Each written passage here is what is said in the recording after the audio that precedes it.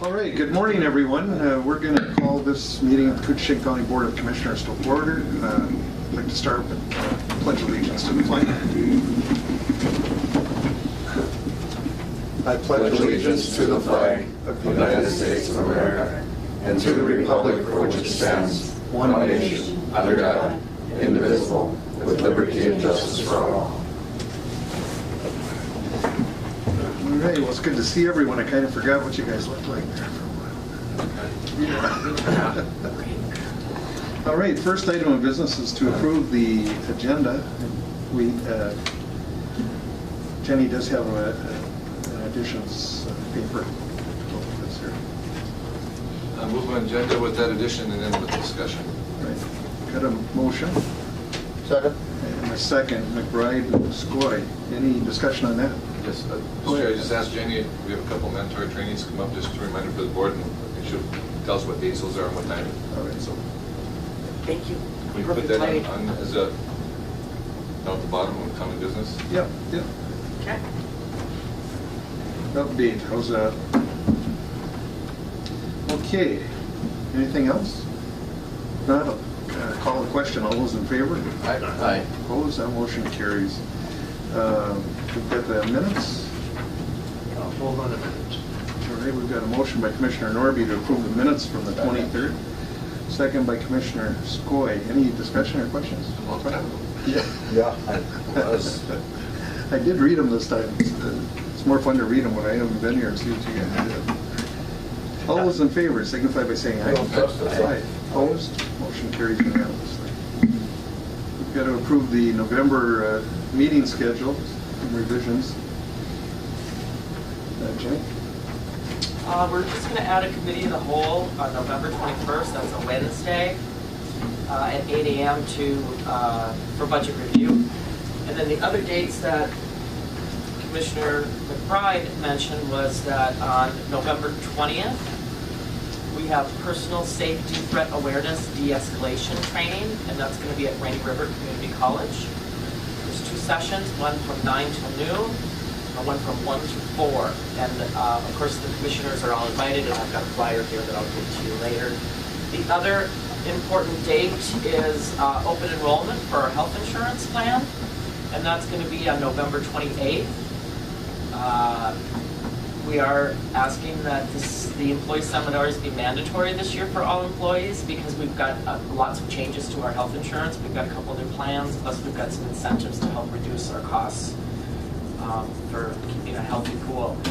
We're also going to, the sessions are either at 10:30 or at 2 o'clock, and then we're going to be serving lunch that day from the grant received, or funding that received from the Northeast Co-op, so it's going to be a healthy lunch for all staff, and then you can either sign up for the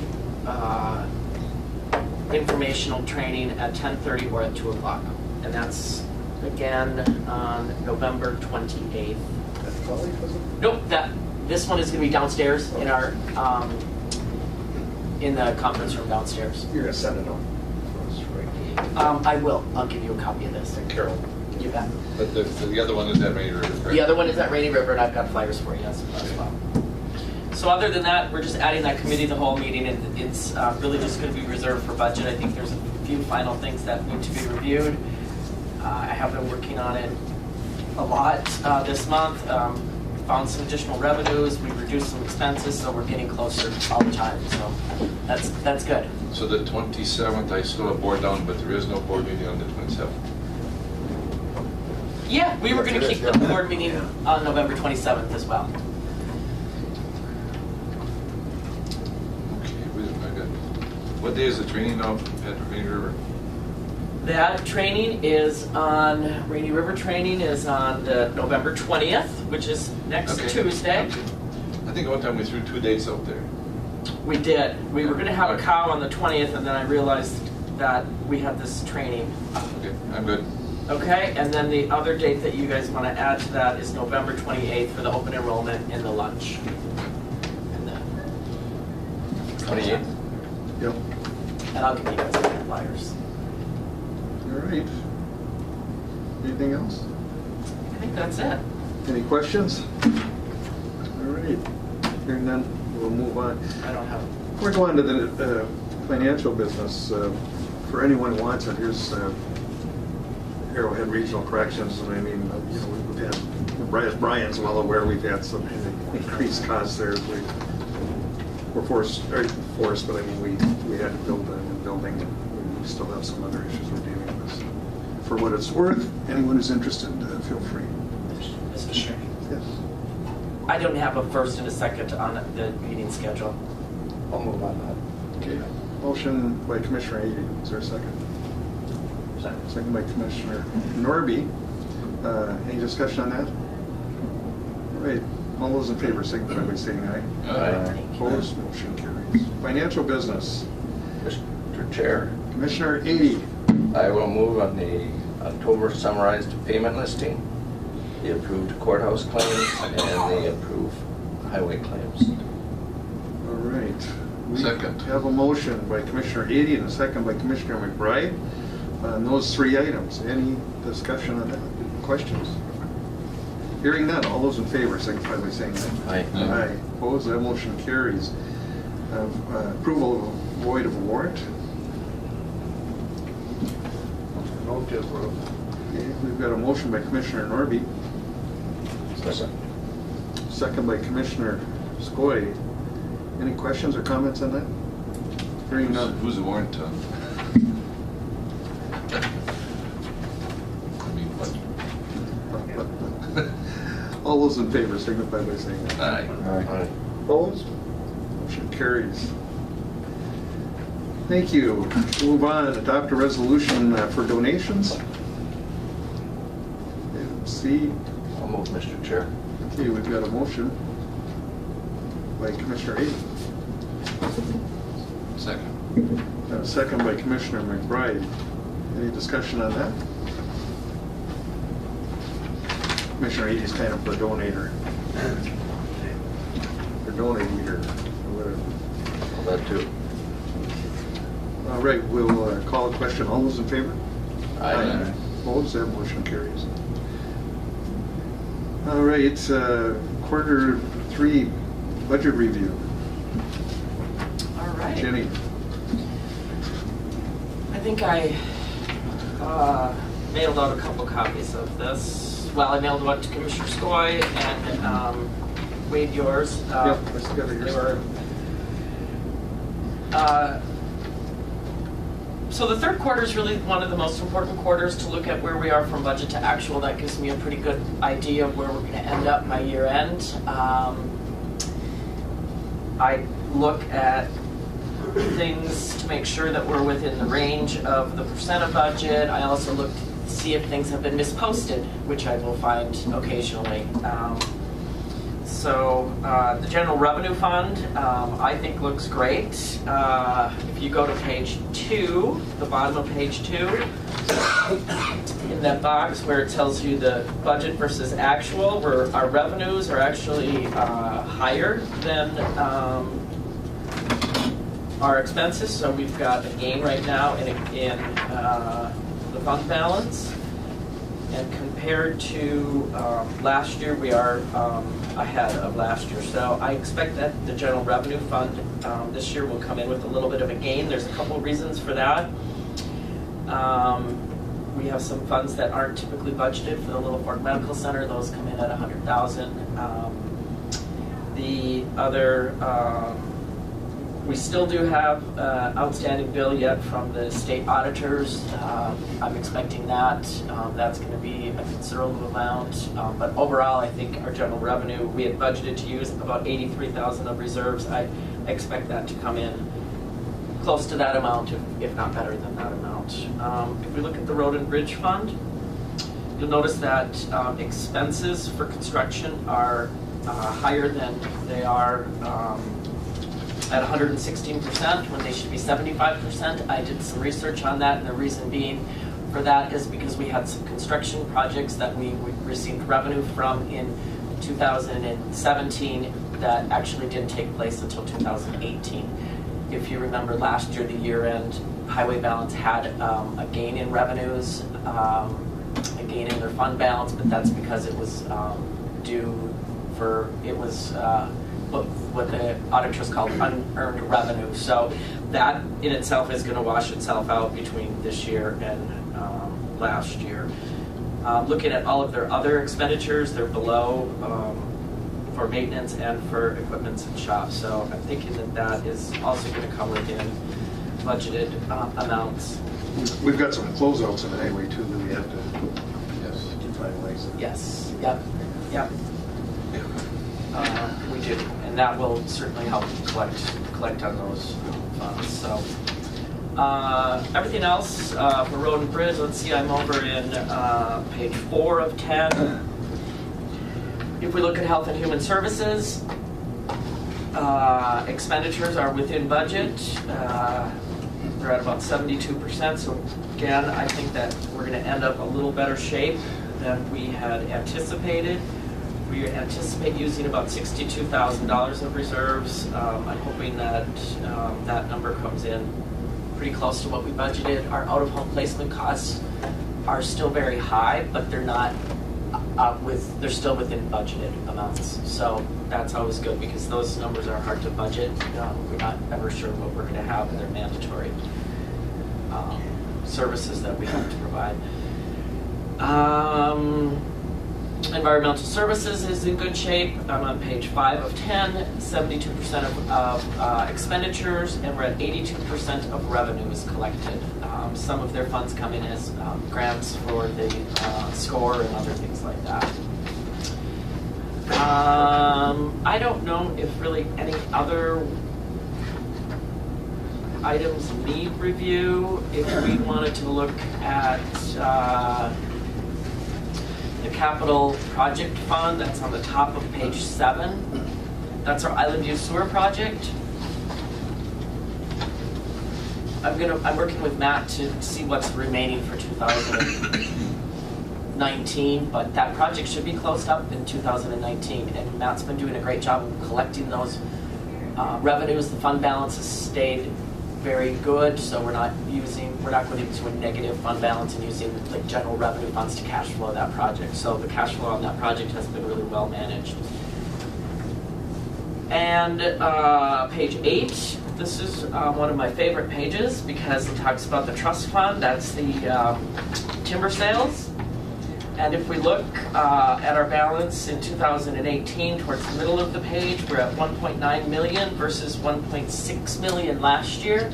So that means that timber sale collections in that fund are actually ahead of where we were last year. I'm anticipating about the same budget.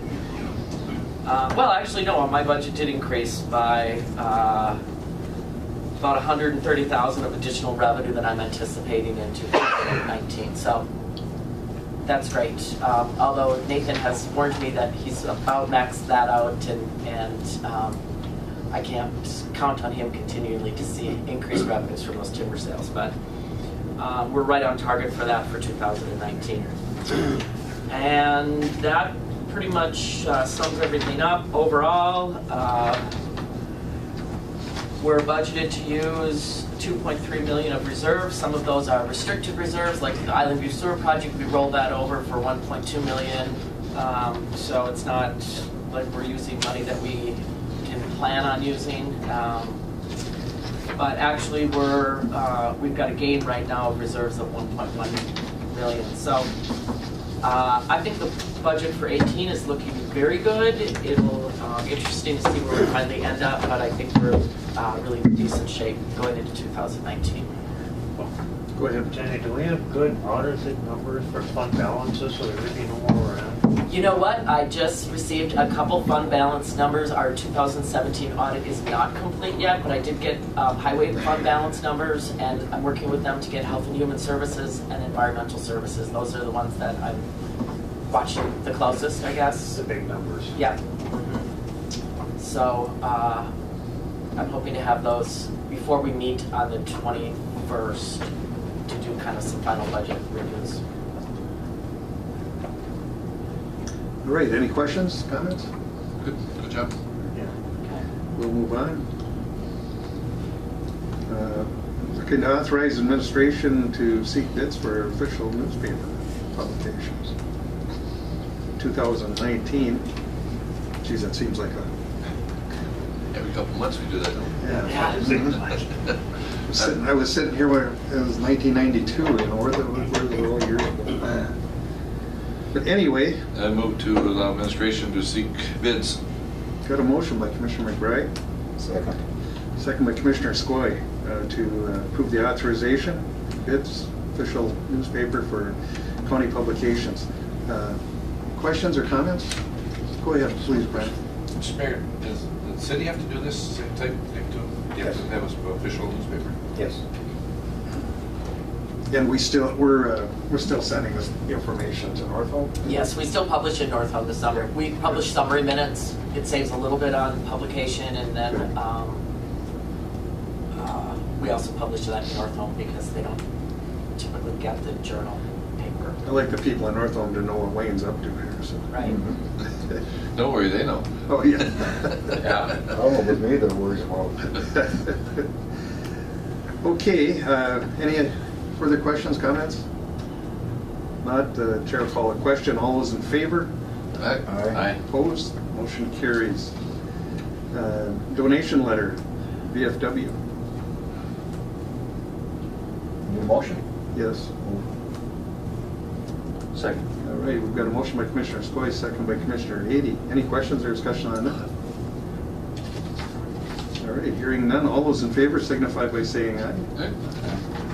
Opposed? Motion carries. You're authorizing my signature, so I could end up going to prison. The VFW has been very generous, and they Yes. contribute to the veterans transportation, and it's really helps out that program. It is greatly appreciated. I'll send them a letter. Thanks. All right, thank you, Jenny. We'll move on then to the 2019 tobacco liquor license applications. Move to approve. I don't see anybody new on this list. Second. All right, we've got a motion by Commissioner Narby and a second by Commissioner McBride. You've got the list here. Questions or discussion? Brian, please. I see there's been a push around the state, and I see City of Hermantown just did a resolution to move the sale of tobacco products to 21 years old within the city. And I see it's going around the state, even counties are doing it. I think that I'd like the board to consider that moving forward. You know, whether it make a big difference, I don't know, but it's become a real issue within schools, and tobacco products are readily available. And if you move to 21, you may restrict it a little bit. And I understand it'd be a hardship in what it does with the businesses, but I think health of our youth comes first. I was going to mention that too, because I hear that there are a lot of places that are restricting e-sales, and you know, there's quite a bit of push going on around on that. So whether or not it does any good to be more restrictive, I don't know. Commissioner Ady. I was gonna make pretty much the same comment as Wayne just did regarding the e-cigarettes. You know, it's too available to them. And I just maybe ask the administration just to look into that and see what the board would have to do if we were going to, if it was going to be any kind of a resolution, or would have to be a new, essentially, what would we have to do? I don't know, would we have to? I think just, you have to post it and have a public meeting and all that. There's a process. Yeah. Absolutely. Yeah, because that would be a law change, and that would be. Yeah. Right. Anyone else? No. I have mixed feelings on an issue like that, you know, being a veteran. I can remember spending 3 years in the Army in Vietnam and coming home, and I wasn't old enough to Correct. do those things. I support that too. That, you know, was, Yeah. and I know a lot of my fellow veterans felt the same way. I mean, they're willing to send us to die, but we can't make decisions on what we want or don't want. So that's just my thought, and that's something I always remember. I respect that. Yep. All right, so we don't need any, I guess we do. We need to approve those applications. So we've got a motion in a second. Good motion. All right. Yeah. Anything further? If not, Chair will call a question. All those in favor? Aye. Opposed? Motion carries. Okay, adopt the airport state grant resolution. Mayor, are you here for that? Or? No, What? no. I'm here for the Northland Counseling. Oh, okay. We'll get there. All right, back to the board. Move to adopt the state grant resolution. Okay, we've Airport. got a motion by Commissioner McBride. Is there a second? Yeah. Second by Commissioner Ady. Any questions or discussion on that? Okay, if not, all those in favor signify by saying aye. Aye. Opposed? That motion carries. 2019 board salaries and per diem. Commissioner Pavlik's favorite. Yeah. Okay, let's see. Mr. Chair, I will move on that. It's, we did take an increase last year and, 2.5% is only, what, 300 and some dollars? It's $1 a day, pretty much. $367, I Yep. guess. Yeah, something like that, so I don't think that's an excessive amount, so. I would second your motion. We've got a motion by Commissioner Ady and a second by Commissioner McBride. And this, Mr. Chair, just for the salary, this is, I think it said, Jen, that per diem. The per diem will, I'm proposing the per diem will stay the same. Yeah, but I mean, just the agreement on it, or the resolution on it, and I think there's some clarification on a few issues that we need to talk about, but this is just salary. Yep. Just the salary. Right. Okay, go ahead, Lee.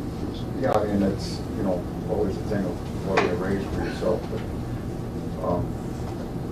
I guess the thought is, it's gonna be hard to get people to come and do it, to take time off the job and do stuff, so.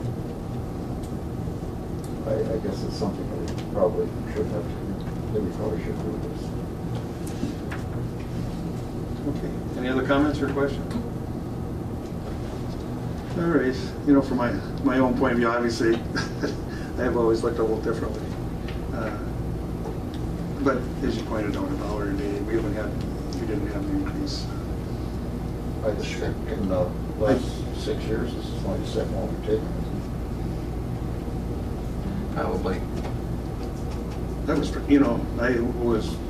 I was very questionable on it, but in light of Jenny's updates here, it sounds like we've got enough money to take care of things. I mean, if we couldn't, I probably wouldn't approve any kind of increase for the board. That's just my position. But having said that, in light of what Jenny's reported here, is there any other questions, comments?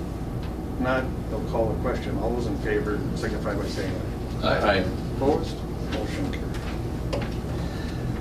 Okay, we're on to elected officials' minimum salary for vacancies established. Jenny? This has to be done every 4 years before the terms of office.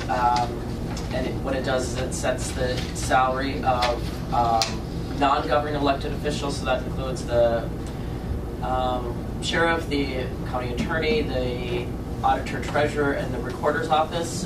If in fact there was a vacancy in that office during those 4-year terms, the person that replaces that, usually on an appointed basis, would receive 90% of the salary for 6 months, moving to 95% after 6 months, and then 100% after they've been there a full year. It's been consistent with previous county setting terms of office, and it's done just once every 4 years.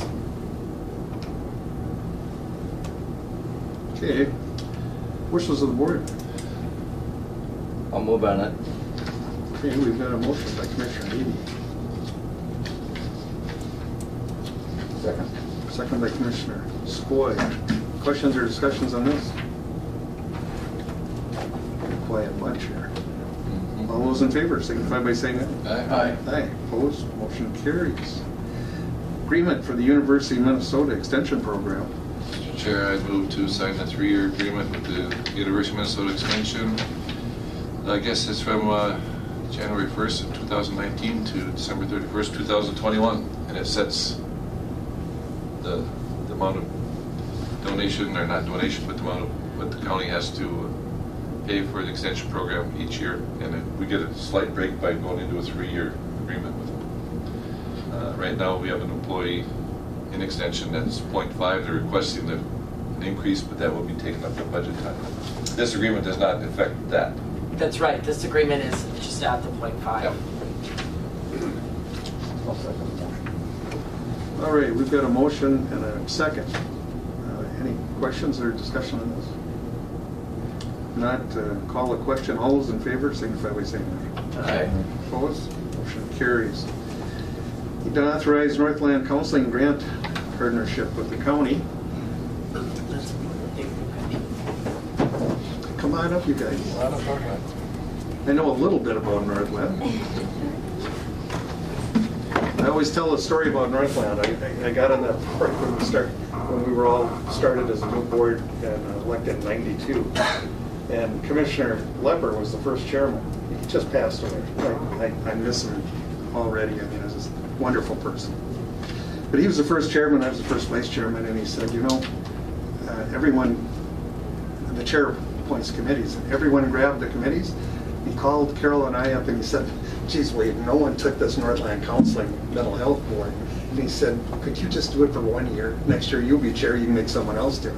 So begrudgingly, I said, okay, I'll go down there. And I'm still there 26, 27 years later, because I saw immediately the good that you have to have a mental health crisis center, and you have to have a mental health infrastructure to help people. And I always tell people, without Northland, you'd see it in the streets every week.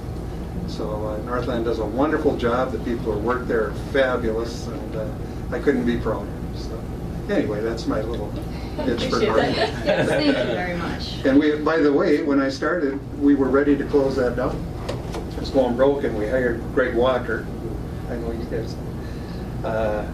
And Greg was a businessman, and he came in his proposal. He said, if you hire me, this is what I'm going to do, and we're going to cut off a whole bunch of programs. And I asked him a question, I'll never forget his answer. I said, well, if you do all that, how are we going to help people? And he said, Wade, we can't help anyone unless we're a successful business first. And so to that end, we tore the place apart, started kind of from scratch and built it up. And I'll never forget that. I learned a lot. Okay, well, welcome. Thank you. My name is Allison OHara, and I'm the Assistant Director of Operations over at Northland Counseling, and I'm with Danielle Craftsway, who is the Director of the Global Crisis Response Team. And we wanted to come in to make a request today, and then also to give you an update that's kind of related to our request. So I'll kind of turn it over to Danielle to update you all on that. Yeah, my update's very quick. I think back in, I want to say July, Joe Kraus and I had come here and requested funding to aid kind of a venture in protective transport services. We were applying for a grant through DHS to continue our mobile crisis services, and under that, we were going to have the protective transport services attached to it, and wanted support from the county and funding. And we did, you guys moved on that motion and granted $20,000 over a 2-year period. We found out a little while back, I suppose about a month ago or so, over that we did not get that funding for protective transport services through our grant. So I'm here to officially kind of decline that amount of money that was contingent on that grant board approved prior. So just to let you know that. That's good news for the budget. Good news for the budget. Good news for the budget. Unfortunately, that service wouldn't be pursued at this time. Right. Hopefully in the future. And on that, we consider that to be such a valuable service that we kind of went back to the drawing board. So we have outgrown our space several times at Bacchus Community Center.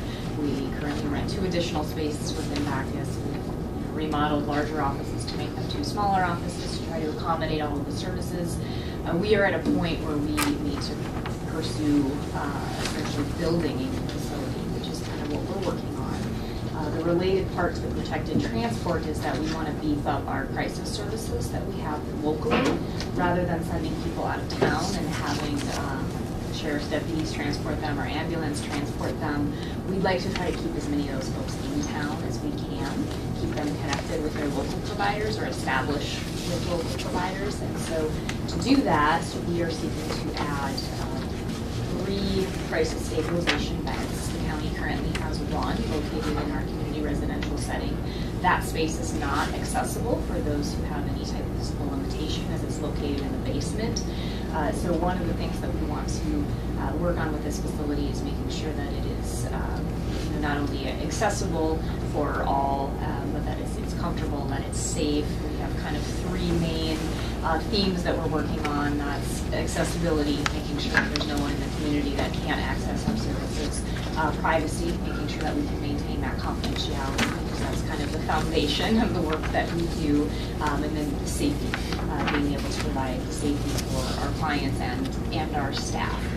So there has been a request for proposal through the state of Minnesota. DHS is kind of managing that for essentially capital funding for projects that will develop, enhance, or improve crisis and mental health services within the state of Minnesota. So this just happens to be very good timing. It does fit with what we're trying to do, and so we are here requesting that the county be the fiscal agent and applicant for that grant, as that's what's required to receive that funding. I know I provided board with a lot of information as well. So. All right. Questions, comments? Wishes of the board? So I just, could you explain again, you're asking, would we be into a partnership with Northland for the grant? It would be a co-author with applying for the grant, or is the grant written yet? It's in process. It's in process, so we would essentially basically give you the signature pages. We would need a commissioner's signature on that. Obviously, you can read the grant before submission. Right, and if the grant was received, then we would be the fiscal agent, pass for dollars. Correct. All right, we've got a motion by Commissioner McBride. Second by Commissioner Skoye. Any further discussion or comments? Mayor Anderson, please. Mr. Chairman, members of the board, commissioners, I've taken time, a couple of meetings to learn of the facility needs of the Northland Counseling. Also, Ken Anderson, the city administrator, and I have spent time with Allison, and certainly support their going forth with this proposal for a new facility. And just wanted to say that on behalf of the city that we would certainly work with them and support it. Well, thank you, Mayor, for that. Appreciate it. I'm a bit, I may be conflicted here because I'm also the chairman of Northland Mental Health, and so, but I can attest to the fact that Northland has done a wonderful job. It's much needed, and it's the direction we need to move. I was greatly saddened to see Bacchus. I mean, that it just doesn't fit. I've had long conversations with Ward Merrill, who's, thankfully he's hung on here and kept things going there, but it'll prove to be a challenge for them too, but he understands, where we have to go here. So. And to the mayor's point, I mean, I've been involved in looking at sites. We've been kind of looking at this for the past year, and we're looking at least right now, it seems the best situation would be at the parks. And is that which? Yes, and then the discussion was on them as well. Good. Okay. I know through the years that I've been here that we put a lot of money into Bacchus to make it really available and handicap with the elevators and stuff. And it's really great that Northland's willing to continue investing in the community. But it's also a statement of society now that we need more and more and more to do. So, I mean, it's kind of a bitter pill, but it's great that you're going to stay within the community. So, thank you. Yes, 1 in 5 is the current statistic on people who will experience mental illness in any given year. So that's not a lifetime prevalence, that's just this year. So it's very common, and people are accessing health care, mental health care more frequently, which we see as a good thing. And with the new facility, we'll be able to provide more services, expand current services, hire more staff, be able to offer new programs that we're otherwise not able to do. Mr. Chair, there's no timetable yet.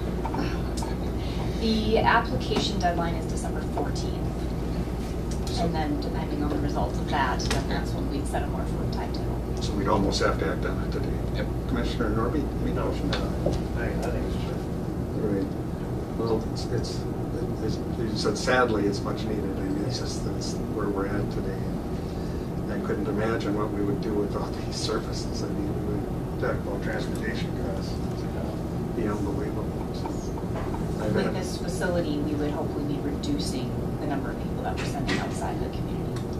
And for the audience, I mean, it's not just Koochiching County. This is a joint powers agreement with Itasca County and the mayor.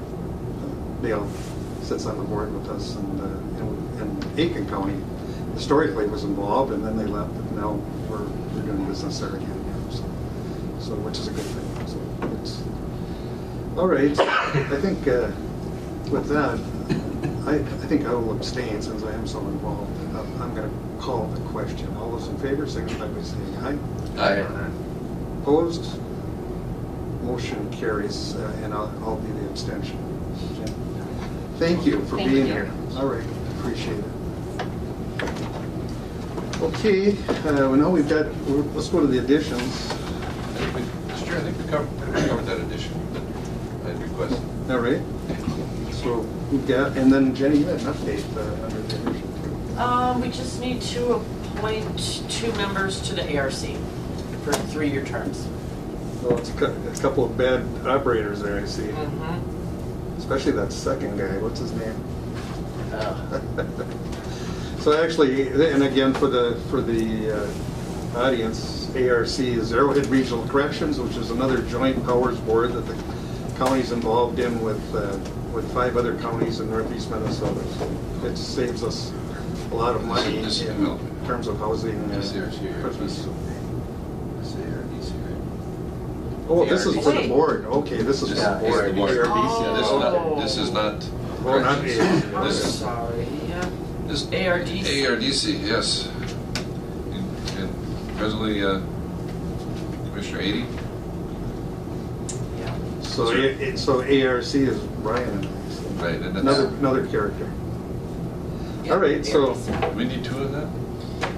We get 1 for the township, that we don't have any townships, but we Okay. get 2 members. So you serve on that? Wade represents the county, and right now we serve on have the a commission. So I would move to reappoint Commissioner Pavlik and Commissioner 80 to ARDC. okay, we've got a motion by Commissioner McBride, second by Commissioner Skoye. Discussion? Just for clarification, they're 2 different bodies. You've got that, it's kind of like a board and then an entire commission. So that works, Commission only meets 4 times a year. right? The board meets monthly. Yep. Thursday, right? Okay, Carol's got my schedule. Any questions on that? If not, I'll call the question. All those in favor? Aye. Opposed? That motion carries. Okay, anything else, Jim? No, I don't believe so. All right. We'll move on then to the sheriff's business. Aaron, come on in. Morning. Brought a bodyguard. You're not hunting this morning? I haven't killed a thing in 32 years. I shot a deer and Carol had to finish it for me and I said, I'm done. I came to work, I said, if any of our people are out hunting this way, they're fired. It's too cold. Okay, we're looking to approve the 2018 Emergency Management Performance Grant. Willie, Sir, that's your area. that's my area. This pays for Willie. Well, we better get the money. Yeah. Hopefully, it took a while for it to go through, but we finally got the money. It's never consistent with the state or the federal government, so. Well, Willie, I have to compliment you too, as you always have been, and I've known him since he was a little toddler. When he does something, he puts everything into it. You certainly have I try to, done yes. a wonderful job. So. We've had a busy summer, unfortunately, in emergency management with the 2 storms that we had on July 12th and August 27th, with approximately $405,000 worth of damage. in July and 76,272 in August 27th. That's why we did both local declarations to, with the one in July going federal, which will get 100% of those funds back. And the second one in August will get 75% of that. And it involved a lot of different things. If I may just give you a little update on that. It involved, not only Koochiching County, but the City of International Falls and North Star Electrical Co-op, which we can recoup 75% of their damages also. So when we put that in, overall, we'll get 75% of that damage back. So that's part of what I do. That's try to recoup those funds. I think back to the floods and all the things we've been through in the community that you can't ever expect. And, oh, yeah. Those types of things that this is very similar. But anyway, wishes of the board. What we need then is authorization for chair signature. Yeah, and then I'll leave this with Jenny, and then you can sign it, and then we'll get it back, and I'll sign it, and then Chris will send it out to the states. Well, if they approve it, I can sign it for you right now. Okay. I don't know. You never know about it. You never know what happens. It's never over till it's over. Are you begging for the motion?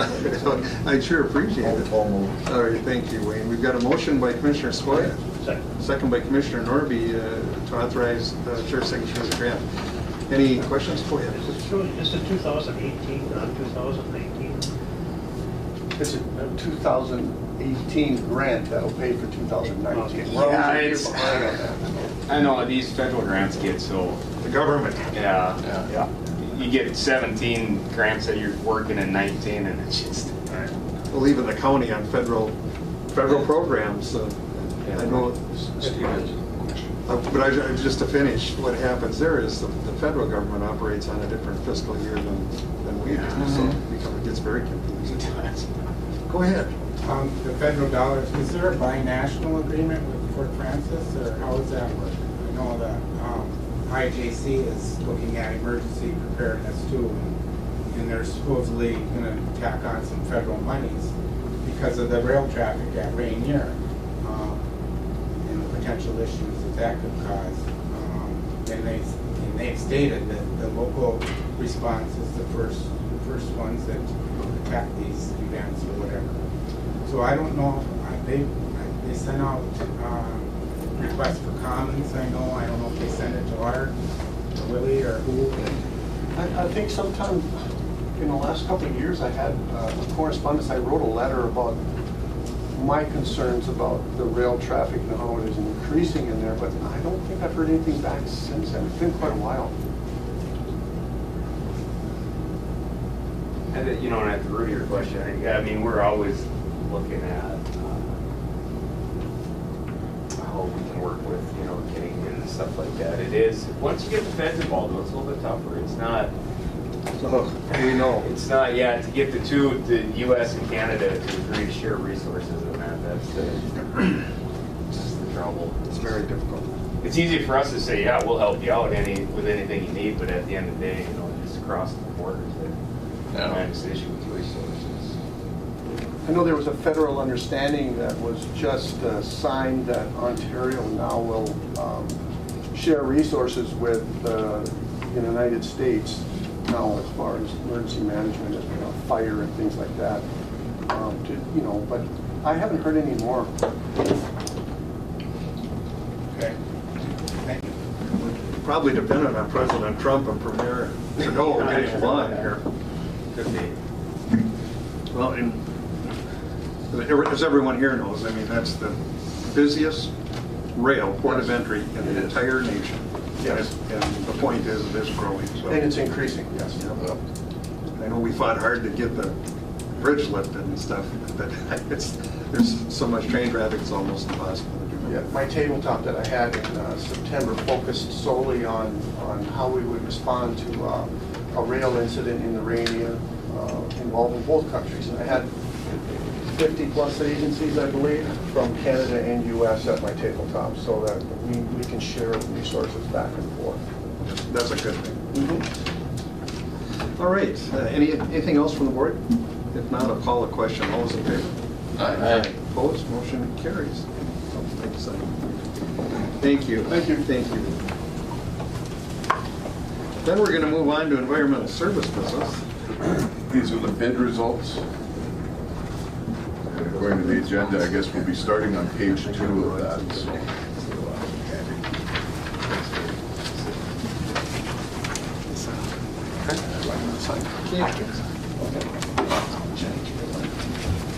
Well done. See ya.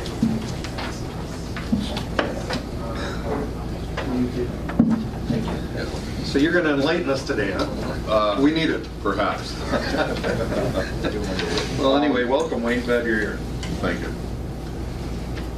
We recently closed our bid process for the canister site attendance, which is a 2-year contract. That will be on page 2 of this little handout that I have passed around with you. We only had 2 changes. You got extras there? Yeah, they're all the same. So Yeah. I'll take these two. If anyone wants them. Okay, so we're on page 2, the bid opening for Anybody else? Canister site attendance. Is it a 10 or multi? It's the attendance. That's on page 1. Oh, you got yours on page. Okay. Yep. All right, sorry about that. Which page is So it? it's a It's the canister site attendance. Did some of It them might be on mixed page up? 1. My apologies for that. That was page 2. Of course, we had pre-approved extending the contract for Big Falls.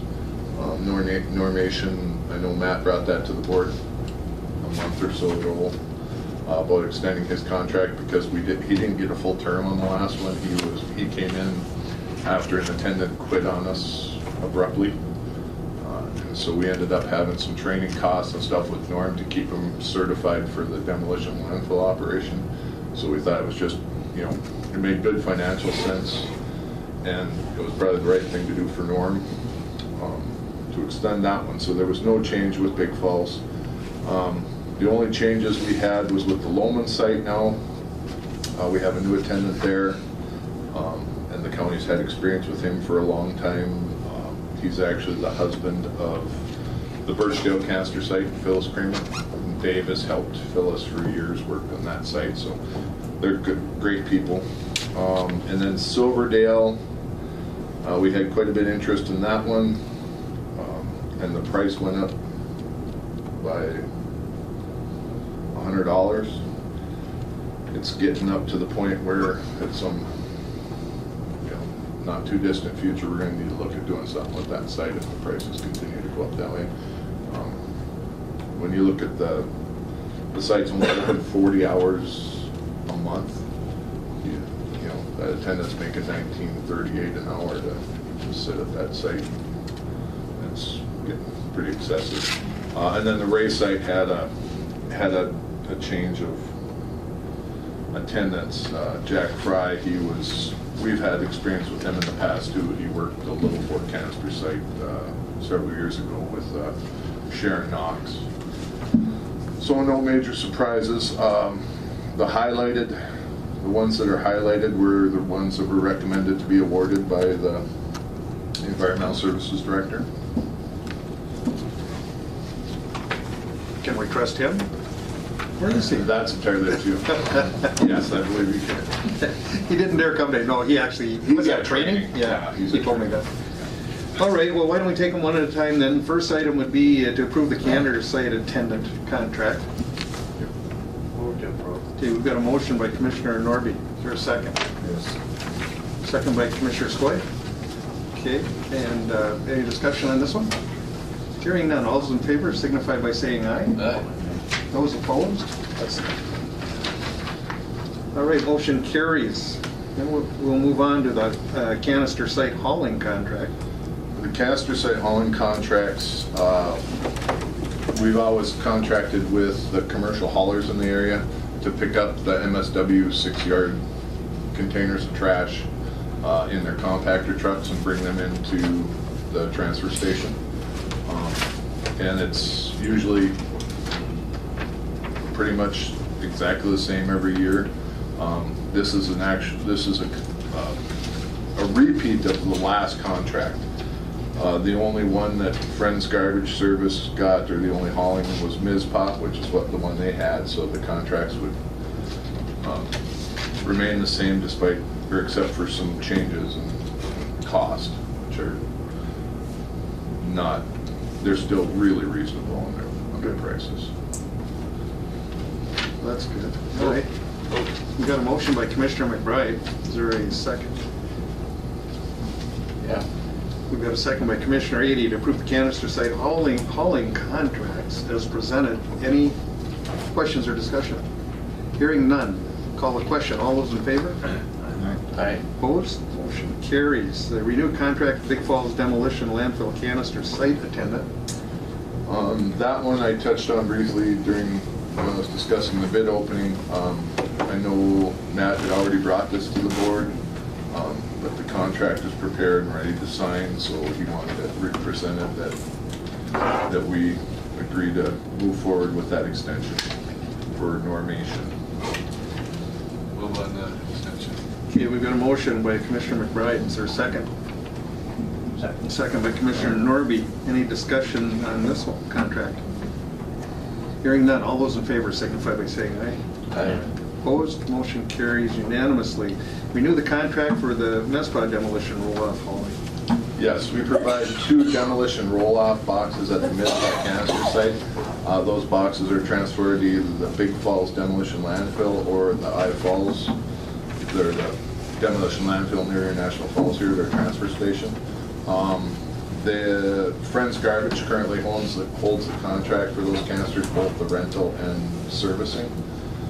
They've agreed to extend that contract for another 2-year term with no increase. So we make the recommendation that that contract be extended for an additional 2-year term. Okay. Wishes of the board. We've got a motion by Commissioner Ady. Is there a second? Second by Commissioner Norby. Any discussion on that? Well, you're getting by easy today, Wayne. Yeah, this is good. I'll call the question. All those in favor signify by saying aye. Aye. Aye. Opposed? That motion carries. Then we've got the Island View Sewer Project, Contract A. Yes, Contract A payment application number 9, approved payment to Wagner Construction. This one is a little outside my wheelhouse, but it was a bill that needs to be paid, so Matt asked if I would bring it to the board. Total amount due less 5% retainage for Contract A for the work period ending September 30th, 2018 is $436,161.61. And you can see the application that's attached. Hate to see that money go by. Work has been done. We did have a meeting with the contractors on when was it, Carol? Thursday? Yeah. So this was discussed. We're getting to the point of wrapping up. We're going to have another meeting though in next month. It'll probably be the wrap up for the year. They are still working as much as they can.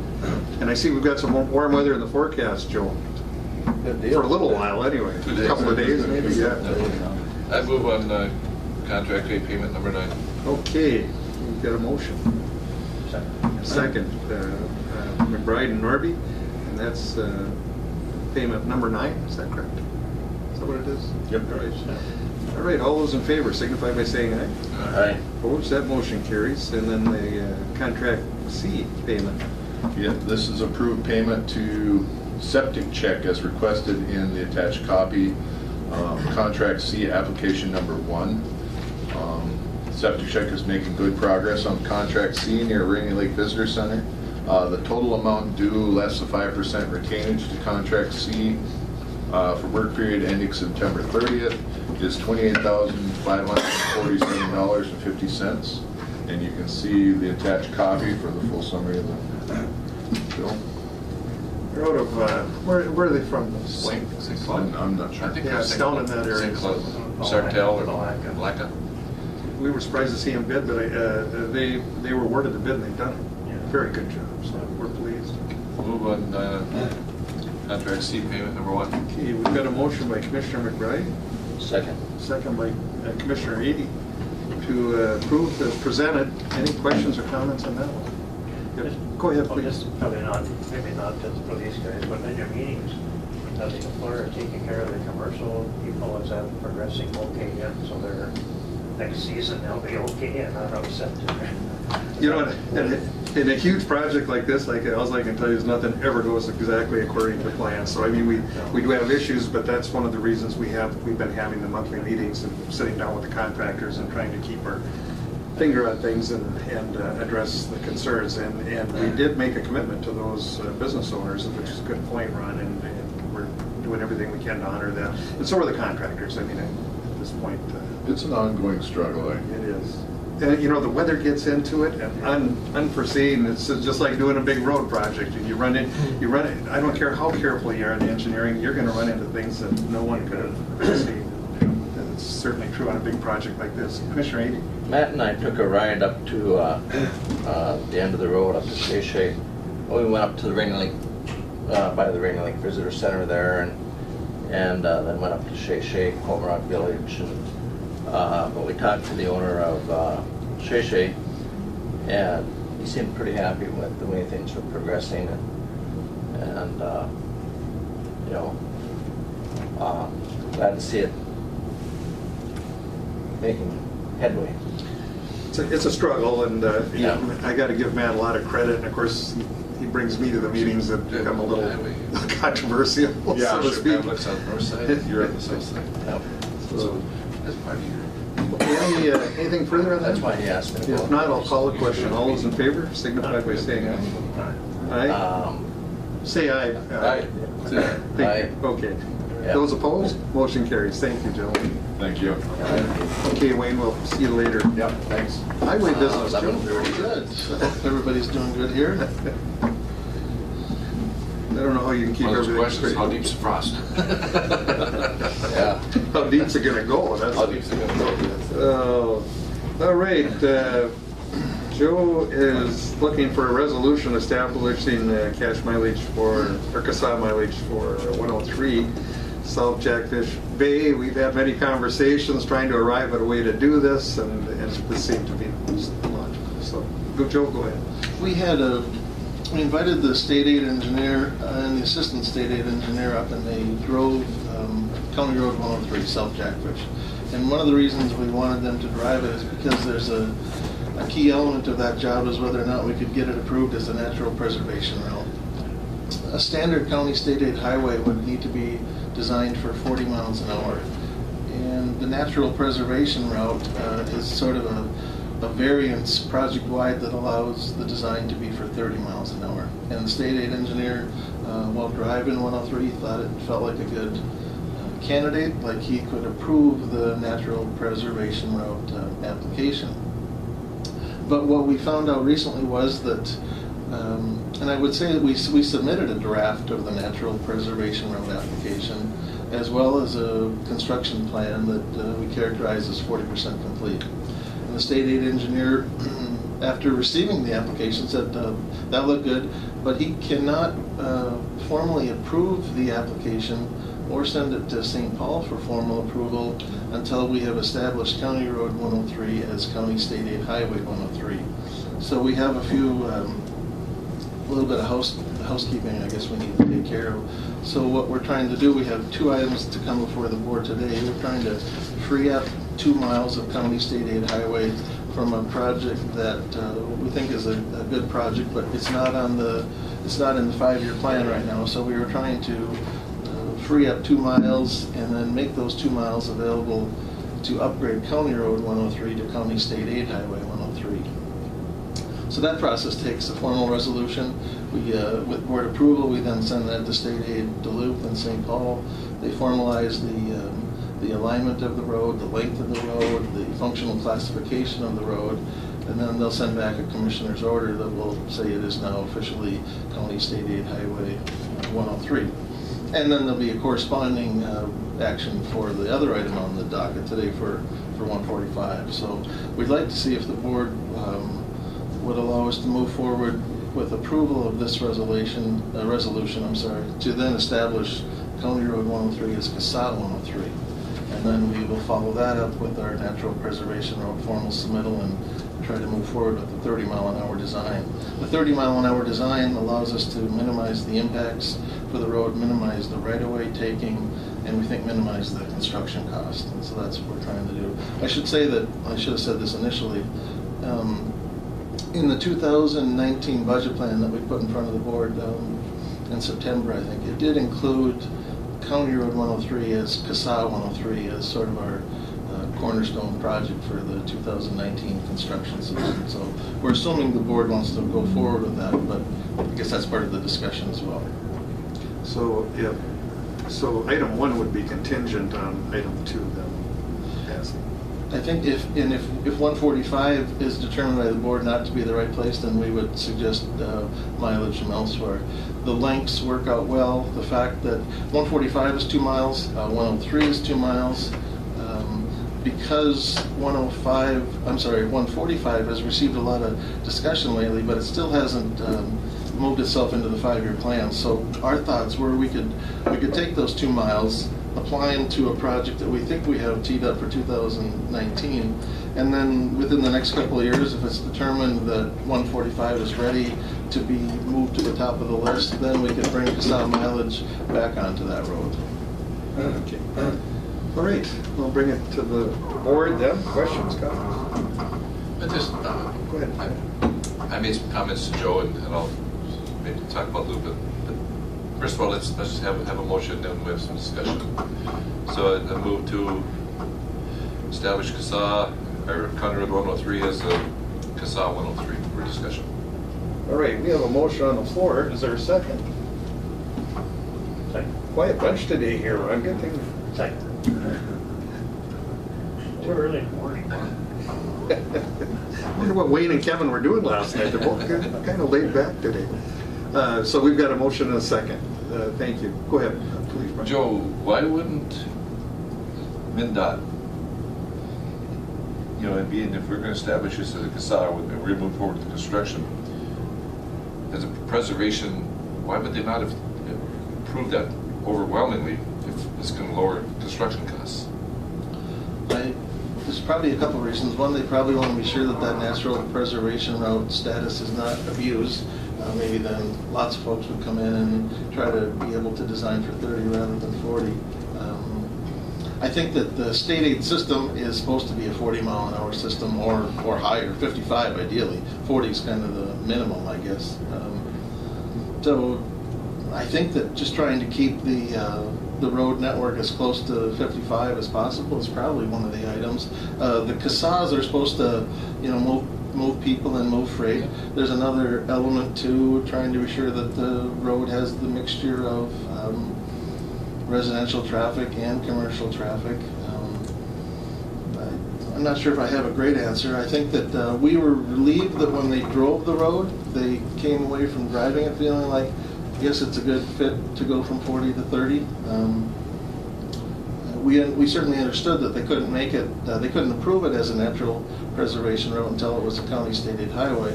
But what we found recently is that we're sure that we'll get the approval in Duluth. We're just not sure how long it'll take to get that approval out of St. Paul.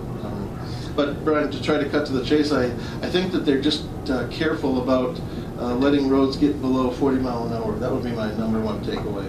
And protecting people from abusing that part of the. Yeah. I'm sure it would be pretty appealing to groups at time to use that. Yeah, and what they might say is, if this road doesn't fit as a 40-mile-an-hour road, then maybe it doesn't fit as a county state aid highway. And go ahead and fix it, but use your county dollars to fix it and leave it as a 30-mile-an-hour road. I'm guessing that's where they're going. And that's when Joe put out here a few weeks ago for comments, and I commented back to him, and the whole time we worked on this, in the same way, same county and the engineering department, I've not jumped over backwards in support of this because of some of the things you just brought out. Does it move traffic, trucks? Is it really going to enhance business opportunities? Probably not. And I enjoy driving in summertime. It's a fun, because you can putt along that and enjoy the scenery. And it's kind of a fun road to drive, but I can understand the people that live there when it gets into wintertime. Our maintenance crews trying to plow snow on that road.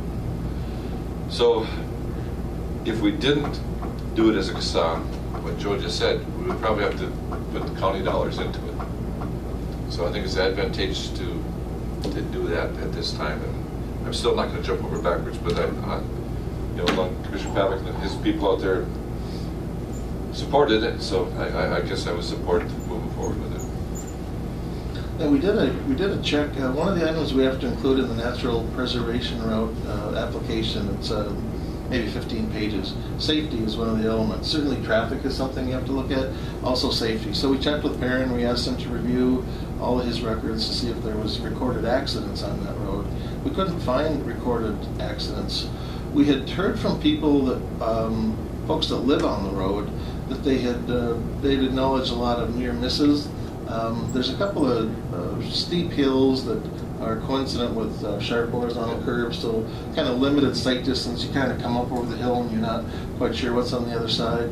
There's some steep hills. There's one where you come down a steep hill and there's actually kind of, there's posts there now because it's right at one of the lift stations, because somebody had slid into the lift station area, so they sort of protected that.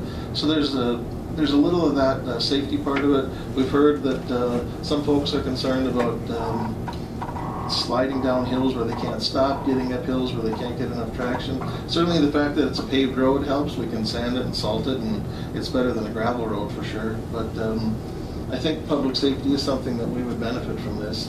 I think if we tried to rely on something like local option sales tax, we've had some studies done. I think it would get us somewhere around $500,000 a year, I believe is the number. So we think this job is in the $3 million category. Let's say it would be hard to make improvements to the road with local dollars, maybe some bonding or something. But we thought that if we could get the county state aid highway money and we could get the natural preservation route, we could make the upgrades, we could make it a safer road, repave it, still try to leave the character, and maybe it's sort of a compromise, kind of a win-win. And we have had, I think, very solid support from the property owners. Some projects you sort of get a split. There's sort of half that want to leave it alone and half that like it. I think that the people that have been involved and come to these public meetings have been in support of the project. It's maybe a little bit unique in that way. I can't think of any opposition to the project. So that's kind of a nice part of it too. Probably not a lot of accidents on the road, but I'm sure there've been a lot of tow trucks on it. Yeah. Well, see, I can remember one particular one, convertible that came down that steepest road section there, where people have trouble going up. He was going down and couldn't make the turn, hit a balsam tree, fell right back. It's convertible. So, you know, things like that.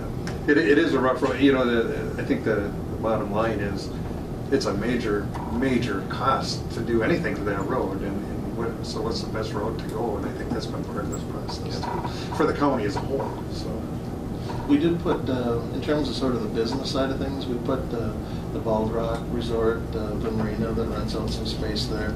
We know that we have to clear part of that threshold on the sort of the business component of that, and those are a couple of the examples that we cited to try to clear that criteria. And we are taking part of what is signed as County Road 95 now, where 95 comes off of Trunk Highway 11 and then goes up to the Bald Rock area. We'd be redesignating part of County Road 95. Instead, that becomes part of CASA 103. I don't think anybody lives on that part, so I don't think there's any address change or anything required with that. Is that going to take a resolution too, or do we just? I don't think it does for the county road. In 145, we were just that whole area. We were never able to get everyone to come together. That was one where we did. We had a kind of a 50-50 split, and that one got complicated. There was input from some folks on 97, and you know that could be my fault. Whether we struggled with how much input to take from folks on 97.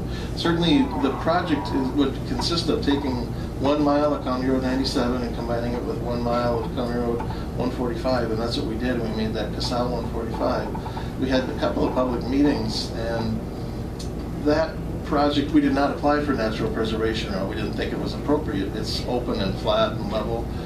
So we tried to pursue a 40-mile-an-hour design, and that got into some right-of-way, and I think the right-of-way impacts were difficult for some people to absorb for that project.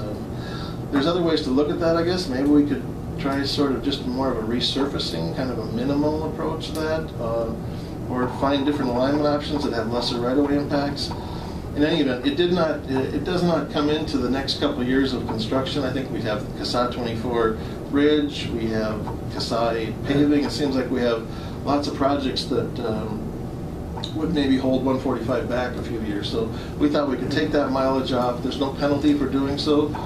If it was appropriate in a couple of years to put it back on, then we can do so with no penalty as well. I wasn't able to make those meetings on that particular project. Both times I was, Carol and I were out too. See, Go ahead. just the one word, even repaving may be questionable because the base isn't as good as it should be. That's right. It seems awfully complicated. It was, and we also talked to MnDOT State Aid. MnDOT State Aid drove that road as well.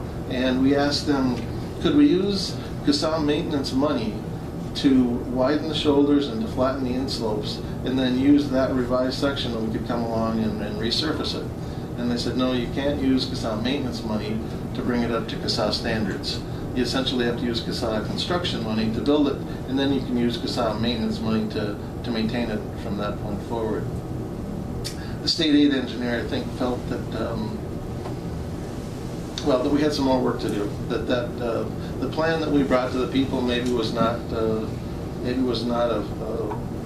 fully adequate plan, and maybe we sort of have to go back to the drawing board. And so we thought we needed to step back on that one. And we could certainly have a public meeting with the folks anytime again and just tell them where we're at with the process. I just thought because it was not in the window of the next couple of years, it would be mileage we could take and put to use somewhere else. I think that when we were at the meeting, I think we heard loud and clear. Tough to make everybody happy on that one. Yeah. Yeah, you're right. There certainly was several folks that just kind of felt like the road is fine as is and don't want to have any right-of-way impacts. But it was a mixed bag. Yeah.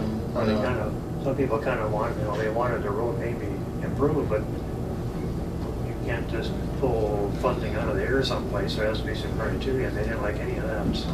Yeah, again, 2 miles long. It's we're kind of in the $2 million a mile, depending on what kind of work we're doing. So it could be a $1 to $3 million project, something like that. Hard to fund with local dollars again. Okay, well, so did we have a Yep. we got a motion and a second right now. All right, any further questions? This is on item 1. All right, hearing none, all those in favor signify by saying aye. Aye. Opposed, that motion carries. Then we'll move on to the resolution on revocation. I think we've discussed that. Yeah, I'll move on item 2. Got a motion by Commissioner Norby. Got to be you, Brian. Second. Shake Wayne over there too, will you? I'm just listening. Just taking it all in. Okay, any further questions on that? Comments? A lot of work, Joe. I mean, you put a lot of effort into all this, both of these projects. We've had really excellent help from our state aid engineer, and I think that we'll need him to move things through St. Paul in a timely fashion to keep 103 going. Like I tell you, 103, I mean, this is one thing we did here at the public meetings. There were a lot of people who said, can you keep the speed down? And That's right. This became a vehicle to do that, and yeah, I can see where it's a candidate for preservation. I mean, it's beautiful with the hills. He seems to be fully in support of We it. just have one other question then before we call a question. Do we have all the easements? For 103, we have all but one. Still have one that's, okay. Yeah, we have had some recent help from Bob Murray in the survey department. We're advancing some of those documents, but we're still struggling to get that last parcel. Okay. So we may have to, in the end, we may have to use other means. I mean, this is something we're going to get. Certainly hoping not, but I do too. Yeah. And on the 145, was that a sloughing problem, or I wasn't at that? It's kind of a poor road section, not much asphalt, not much gravel, narrow shoulders, in some places some steep inslopes. It does have an old timber bridge across the rat road. That's part of it. If you establish 145 as the main route, then there was discussion about whether 97 should tee into 145, and that would kind of change the relationship of those roads. So there's a couple things. I think the right-of-way impacts were maybe the most troublesome for the folks. Go ahead, Brian, please. Joe, the old timber bridge, is there, I don't know how old that bridge is. Does any of that stuff ever qualify for preservation, some of these old bridges? I don't think that. That style or meets- that type? It was built in the 60s, I think, but I don't think it meets any sort of historic kind of preservation criteria. It is getting to the point where it's getting closer to needing replacement. I know that when we started the public involvement process, it had not cleared the threshold for being eligible for bridge bonding. It has to be in a certain level of disrepair to be eligible. That's moving closer to that category. You can still jump off. Jerry Carlson from CNS, he lived out there when we were young, and so I used to go out there. We used to jump on that bridge, just like in the movie. Sure. It's kind of neat. That was a swimming hole, for the area. Anyway, so back to the revocation, and 103, you can just keep us updated. I mean, I know you're doing everything you can to reach an agreement there with the homeowner, so Yeah. we'll just have to see how that goes. So for 145, again, very similar. We pass a resolution, we send it to state aid, they verify the length of the road, they'll send us a commissioner's order, and we'll turn it back to County Road 145. All right, anything else? If not, call a question. All those in favor? Aye. Opposed? That motion carries. Anything else? I think that is it. Thank you. Thank you, sir. Thank you very much. Now we'll call Just the same. public comment. Anyone here for public comment? Carol, anything to tell us? Don't tell them anything about me. Okay, if not, any other business come before this board? If not, Motion to adjourn. thank you, Commissioner Norby, second by Commissioner McBride. All those in favor? I think